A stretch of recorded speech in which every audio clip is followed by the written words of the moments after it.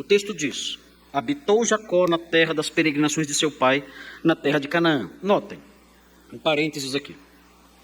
Eu tenho disse algumas vezes já, que esse versículo ecoa um outro versículo.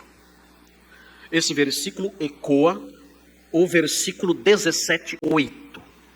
Então, abram parênteses aí, um pequeno parênteses, e vejam o capítulo 17, versículo 8, e vejam como esse versículo, primeiro, ecoa o capítulo 17, versículo 8. É Deus falando a Abraão. E vejam como a linguagem é parecida. É uma linguagem muito parecida. E essa linguagem parecida não é por acaso. Realmente, o primeiro versículo quer fazer isso. Ele quer ecoar 17:8. Habitou Jacó na terra das peregrinações de seu pai, na terra de Canaã. Por que esse versículo quer ecoar 17:8? Por quê? Vejam 17:8. Deus falando: dar-te-ei à tua descendência a terra das tuas peregrinações, toda a terra de Canaã. Vejam a linguagem semelhante. É quase uma citação. A diferença, porém, é que nós temos no capítulo 37:1 uma descrição. No capítulo 17:8 nós temos uma promessa. Então, o que o autor Moisés, no versículo 1 do capítulo 37, quer fazer? Ele quer trazer à lembrança do leitor a promessa de 17:8. Ele não quer que nós nos esqueçamos. Vejam, Deus prometeu a Abraão a terra das suas peregrinações, toda a terra de Canaã, em possessão perpétua. E prometeu que, além de dar a Abraão toda a terra de Canaã em possessão perpétua, prometeu também que ele seria o Deus da descendência de Abraão. E quando então nós chegamos no capítulo 37:1, encontramos essas palavras semelhantes ao capítulo 17, nós nos recordamos, existe aqui o eco de uma promessa. Deus não se esqueceu da sua promessa.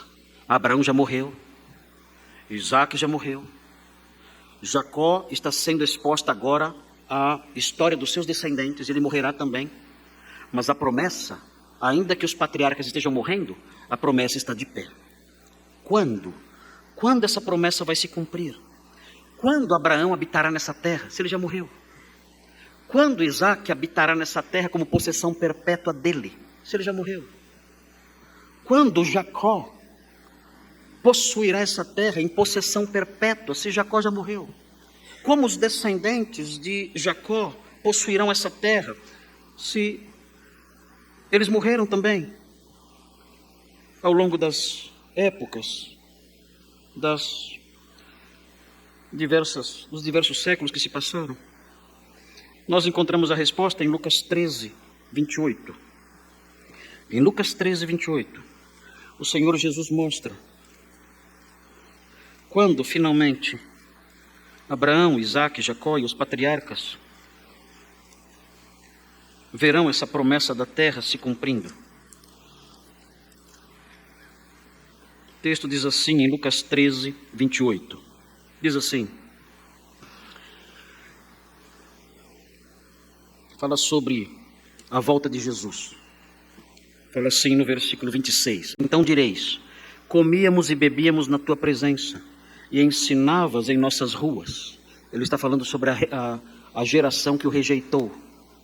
Ele diz que na sua vinda, essa geração que o rejeitou vai apresentar essas palavras, vai dizer essas palavras a ele.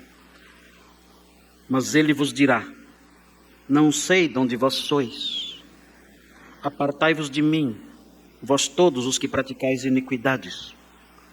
É a volta do Senhor, e ele fala a pessoas ressurretas aqui. É um dado escatológico, nós não sabemos ao certo onde situar isso, mas de algum modo isso está relacionado à manifestação do Senhor em seu reino, quando ele voltar. E ele então prossegue: ali haverá choro e ranger de dentes, quando virdes no reino de Deus. Quem? Quem está no reino aqui? Quem finalmente está de posse do reino? Quem finalmente está desfrutando das promessas da terra? É o Senhor aqui, não é o Senhor no céu, é o Senhor aqui. Ele voltou. E quem então participa do reino que ele inaugura aqui? Abraão, Isaque e Jacó, e todos os profetas, mas vós lançados fora. Neste dia, então todas as promessas de posse da terra feitas a Abraão, jamais cumpridas, feitas a Isaque, jamais cumpridas, feitas a Jacó, jamais cumpridas, se cumprirão. O Senhor voltará e lhes dará um reino na terra de Canaã.